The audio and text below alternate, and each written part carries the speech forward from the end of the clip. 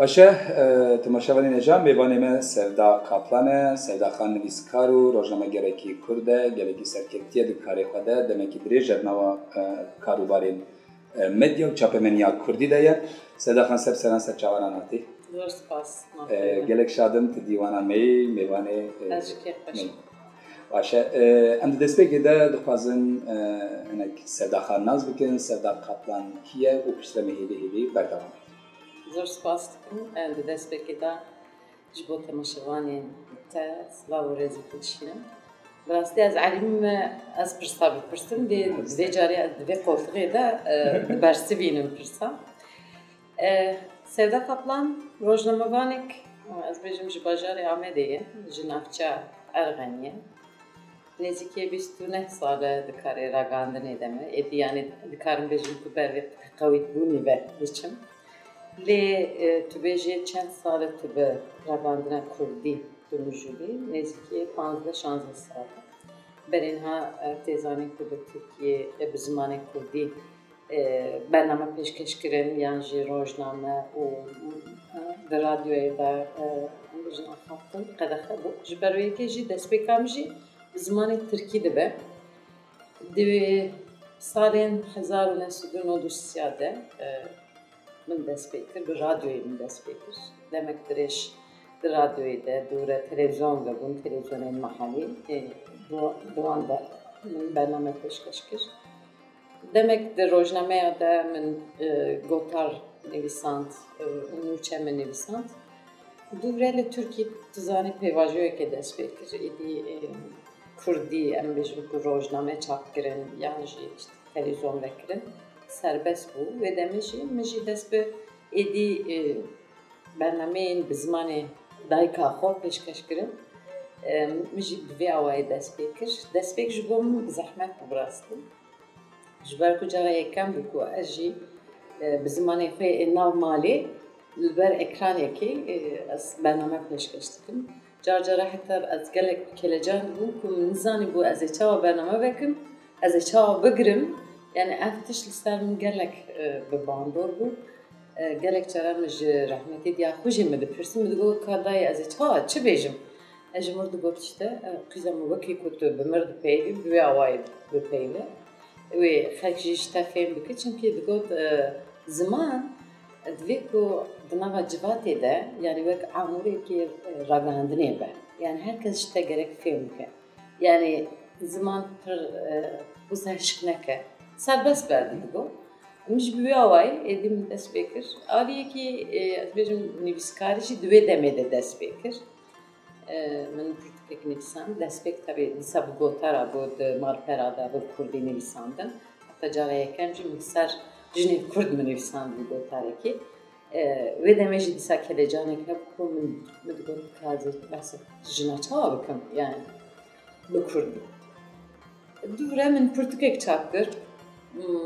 bi navê Jin Aştiya Jiyanê ye li Herêma Kurdistanê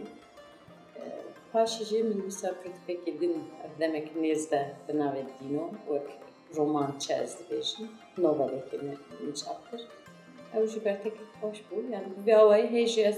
ez wisa difikirim yani huner yan jî ragihandin yan jî em bêjin nivîskarî hemî bi hev dû re girêdayî yani tu dest bi yekê bikî yekê de jî dû wî re tê ez bi xwe jî wiha difikirim ku lübsa Kurdekî serkeftî tenê nîne ku tenê yek mijareke re eleqe be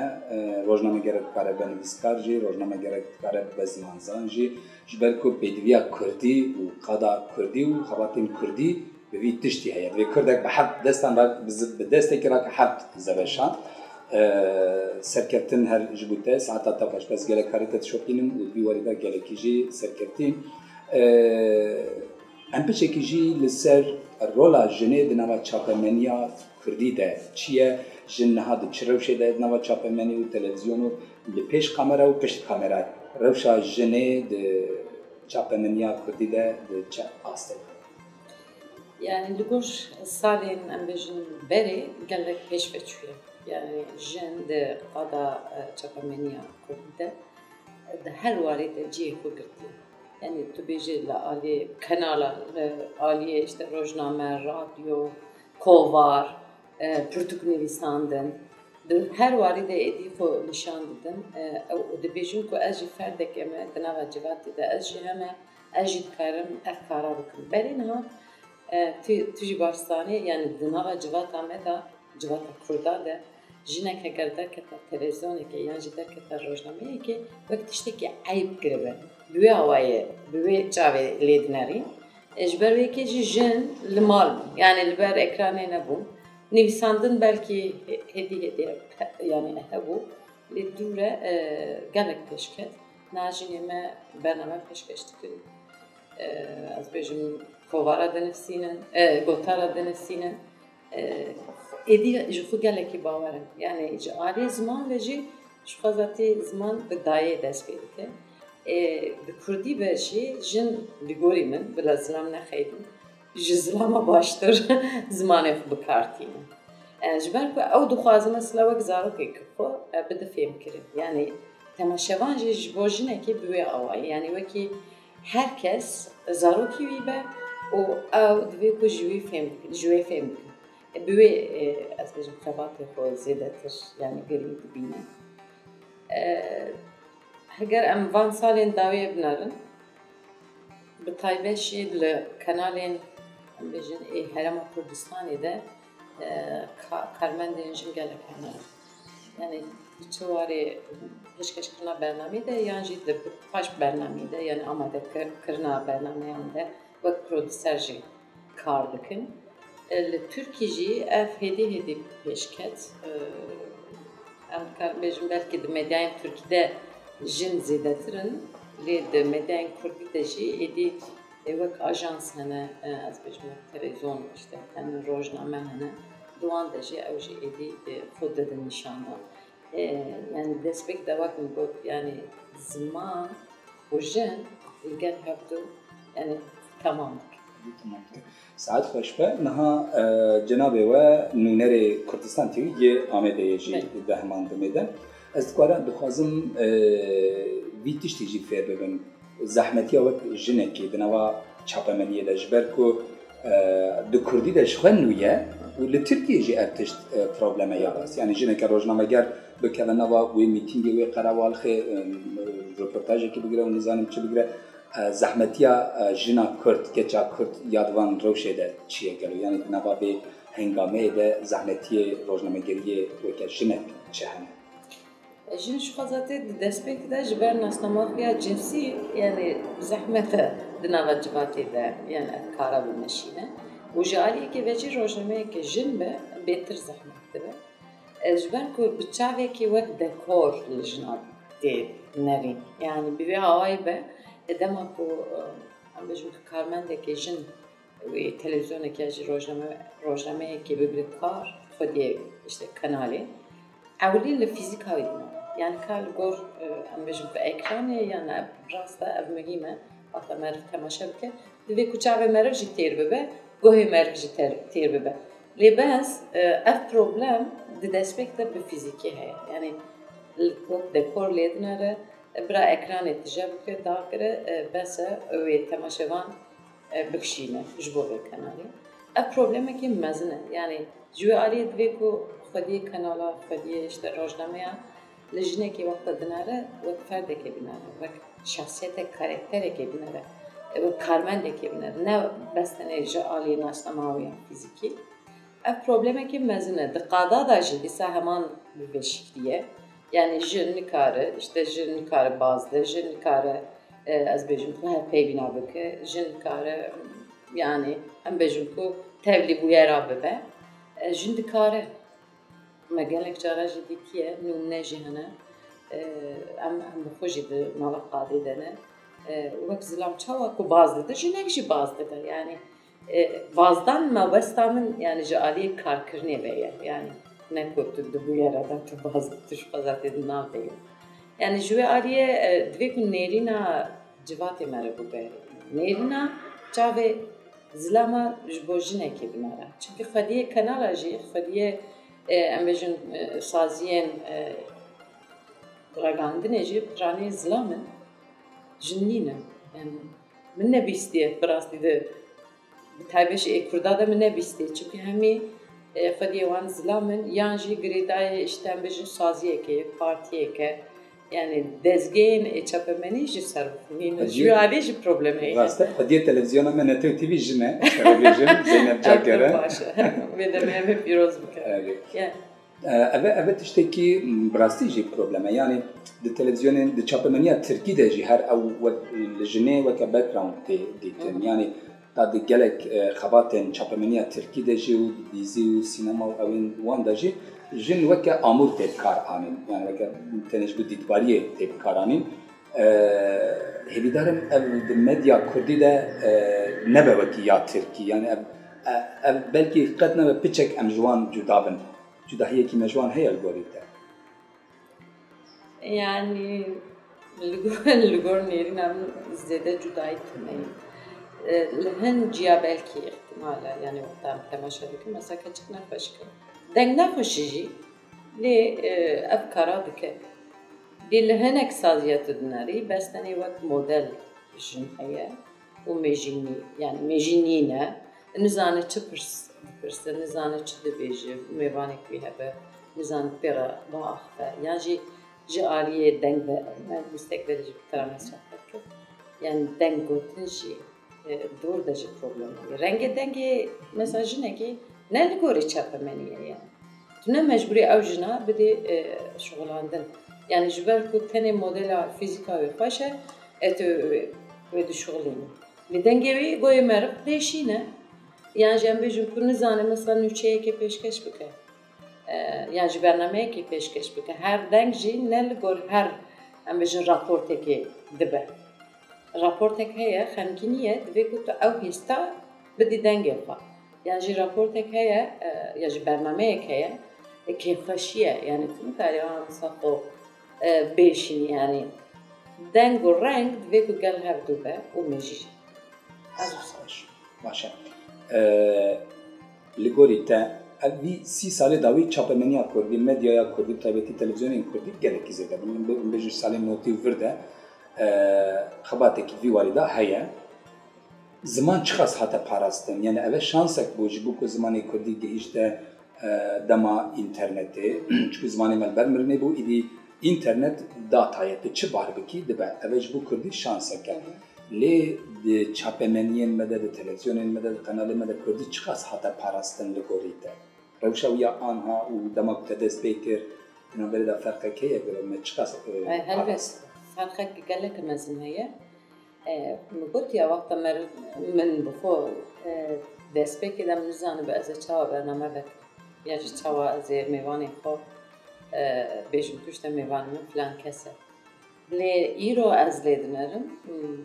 bi rastî jî ziman gelek pêş veçû yani medya jî wek dayîkekê qolek e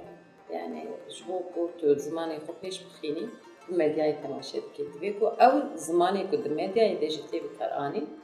standard be yani standard hûn tune ye ew hê jî tune ye ew problem di nava me de heye yani kanalekî yan jî em bêjin rojnameyekî xebatkarekî em bêjin ji Dêrîkê ye ew cuda bikartîne yekê ji Amedê yekê ji Mêrdînê yekê ji Şirnexê cuda bikartîne û em jî carna li hev nakin çünkü em jî di nava xwe de ez dibêjim ku na gotinê me rast e êdî dibêjim me gotinê me rast e îca tu ya bi ser teksta xwe dinivîsînî yan jî di gotinê xwe de dibêjî ev dewlemendiyekî mezin e lê standardek lazim e ji bo ziman hem ji bo yani bi giştî dezgehekî pêwîst e hem jî ji bo ragandinê jî zimanekî standard pêwîst e di vir de ez dibêjim spasiyek ji bo Mir Celalet Bedirxan bikir yani ji bo malbata Bedirxaniya meriv bike ku yani wexta ew rojnama Kurdistanê derxistin li wê derê ziman çi qas hat parastin divê ku meriv spasiya li wan bike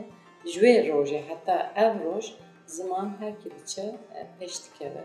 yani ew peyvên ku di nava em bêjin axaftinê me de nivîsên me de ên bi Tirkî ên bi Erebî hebe em wana hêdî ji nav zimanê xwe derdixînin em nizanin bin jî em ji hev du dipirsin yani nêbîra me jî ام هالیکاری دخوازم گویا آوایه او بیوین بو زمان بیانی ام بیش دنوا خاتنی مدهنه ام وانا ایدی دا درخیم اف جی دبه جبو سدما زلال کرنا زمان هم در چاپمنیه ده هم درکان ساعت باش mesela arşive ji bo milletan pir muhîm e û di vî warî de Kurd her di sinifê demane li gorî min yanî tu jî baştir dizanî tu jî gelekî xebatan di vî warî de ki dema em dokûmantekî yan belgefîlmekî amade dikin heta em digihîjin fotografekî bezê çavê mezin di vî warî de li gorî te divê Kurd çi bikin min got vî 30 salê dawî tonek televizyonê me çêbûn rojnameyê me û arşîvê me û nizanim çi di parastina arşîvê de dîsa jî hişmendiyekî rastî kêm dibînim yanî ji bo hemû televizyonên me di vî warî de xebat tiştê ku tu dizanî çi hene an lazim e ku em çi bikin ji bo arşîvkarî divê ku meriv nebêje ez û ez yani ez bêjim ku tu niha xebatekê dikî em zanim ku keremo li gund bi gund digere gelek tişta rast tişta tê û arşîva kom yani tu bêjî ku ev arşîv bes aîdê min e wê aîdê te be ew ê milletê nebe ji bo wî divê ku tu ew arşîva parve bikî yani hem ji bo winda nebe hem jî em bêjim ku destê te de nemîne destê yekê dî de ew dimîne çimkû gelek cara me tadeyê ji aliyê dewletên ku em bêjim di navê de em dijîn me dîtiye gelek arşîvê me winda bûne ji bo ku wana winda nebe divê ku tu ew arşîvana parve bikî û zêdetir tu xebata bikî yani tu bi gund bi gund digerî ez bi gund digerim ya ji navçe digerim em rastî gelek tiştên ecêb jî tê belkî me hîç nebîstiye belkî me hîç nedîtiye divê ku ew tiştana ji me re parve bike vana hemî dibin arşîv û saziyek jî ji bo me pêwîst e bi rastî yani saziyekê wek komele dibe ez nizanim yani yek belkî dezgehekê dibe ji bo ku em hemî arşîvên xwe yên ê dîrokî çi ê kesayetî ki ê erdnîgarî hemiya em li wê derê karibûn kom bikin televizyon yan jî em bêjin rojnameyên nivîskî evana hemî rolekê mezin dilîzin yani niha mesela ez bixwe di Kurdistan TV'de min şêst beşekê bernameya çêkir ser şexsiyeta yani ji wan şexsiyetan hinekî wan îro çûn rehmetê lê ew çi karî kiribûn di doza Kurdî de hemî bi devê wan me guhdar kir me ew wênê wanê ê zaroktî bigire heta niha me hemî tomar kir yani niha ew hemî di arşîva Kurdistan TV'ye de lê bes eger ez bêjim ku bes bira li Kurdistan TV bimîne ev ne rast rast e ez bi xwe jî tonek arşîv çê dikim û min arşîv xwe bexşî bi taybetî ew kesên ku li zankoyan tezê xwe dinivîsînin an doktoraya dikin ser şexsiyetên Kurd ser dîroka Kurdî belkî heta niha sî xebatên bi vî rengî hatine çêkirin ku ji çavkaniyê min an ji arşîva min sûd wergirtine ez ev derî ji hemû lêkolîneran ra vekiriye ê arşîva min gelek arşîvekî dewlemend e jê fırsat fikirim ji hemûyan ra vekiriye û ê milletê ye ê bavê min îne ê aîdê yani keda min be jî ê milletê Kurd e li gorî min dibe hemû yani ew kesên ku arşîvkariyê dikin piçekî bi vî rengê lê binêrin bi xêra te ve ez jî ji temaşevan we dibêjim